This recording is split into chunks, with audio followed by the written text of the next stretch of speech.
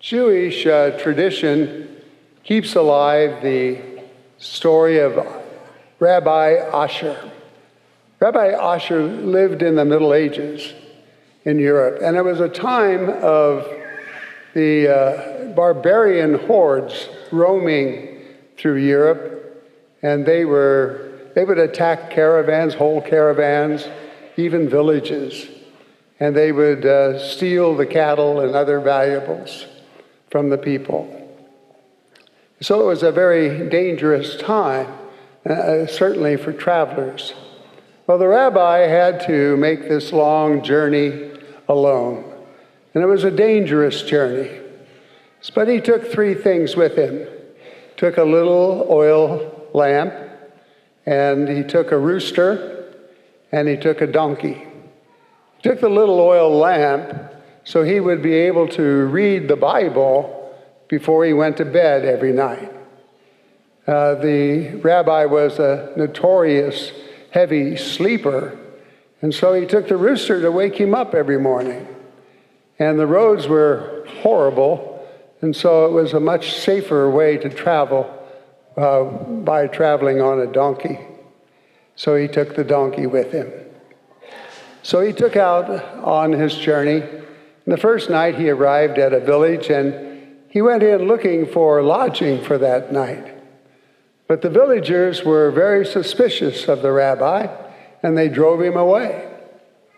Well, the rabbi was not angry, but he said simply, God knows best. He always has his reasons. So the rabbi found a campsite near the stream next to the village, and he went there. He took out his oil lamp to read the Bible before retiring, but the wind kept blowing out his little lamp. After a while, he just gave up. He said, well, God knows best. He always has his reasons. And so he went to sleep. But around midnight, he awoke with a start and realized that a robber had stolen his donkey, and a wild animal had killed his rooster.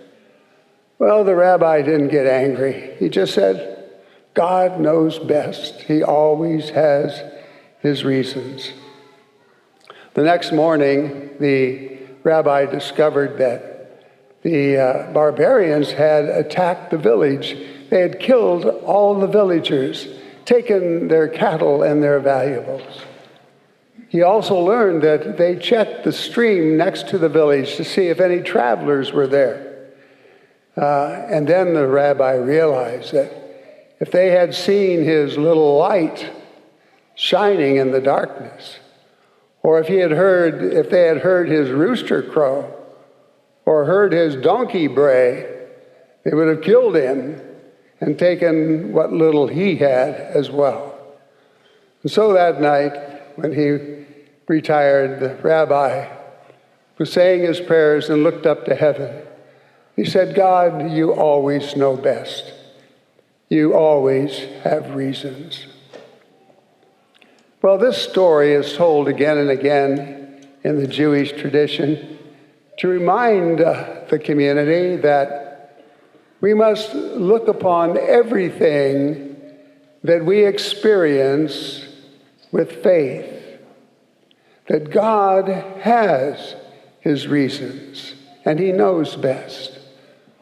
And whether it's talking about the suffering that we find Isaiah speaking of in our first reading today, he wrote about the suffering of the Jewish people, but we know those words are also fulfilled in Jesus in his passion.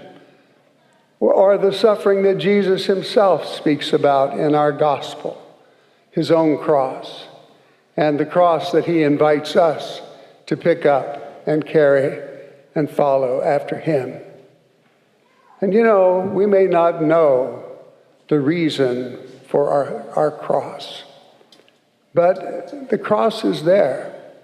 And if we carry it without knowing the reason, it takes a great deal of faith and of love. Anyone who knows a reason for his cross perhaps can carry it a lot more easily. But if you don't know the reason, it takes a lot more faith, and a lot more love. Suffering and sorrow are like birth and death. It's part of the human experience. No one can escape it. I don't care who they are or where they are, it will find you. In some way, suffering and sorrow is part of our human condition. The real difference, though, is found in how we react to it. With God's help, we can make suffering and sorrow something that is constructive in our lives, not destructive. We can make suffering and sorrow something that is life-giving, not death-dealing. We can make suffering and sorrow something that brings us closer to God, not drives us further away from Him. It takes faith and it takes love. That's the real heart of the cross of Jesus, His faith and His love. And He calls us to follow after Him with our crosses. There is another side to the cross, and that side is a great blessing, a blessing that is much greater than the suffering itself of the cross. It is of that blessing that St. Paul wrote, "All things work for good for those who love God."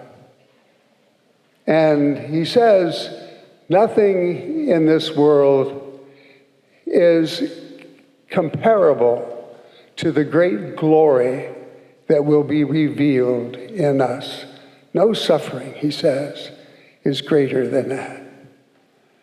God knows best, and He always has His reasons. And Jesus invites us to pick up our cross on a daily basis and follow after Him with faith and with love. I have a little prayer I'd like to share. I entitled this prayer, "My Cross."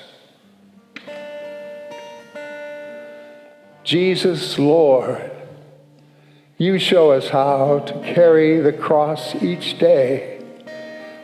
Carry it with love and faith. Follow me. I am the way. I'm tempted, Lord, to say no. From my cross I might run. Help me say instead with You, Father, Your will be done.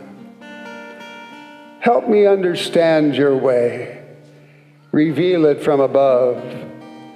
The real meaning of the cross, carried with faith and love. To the fullest, help me live. Give me joy in all I do. Be one with me in my cross, and give me life with You.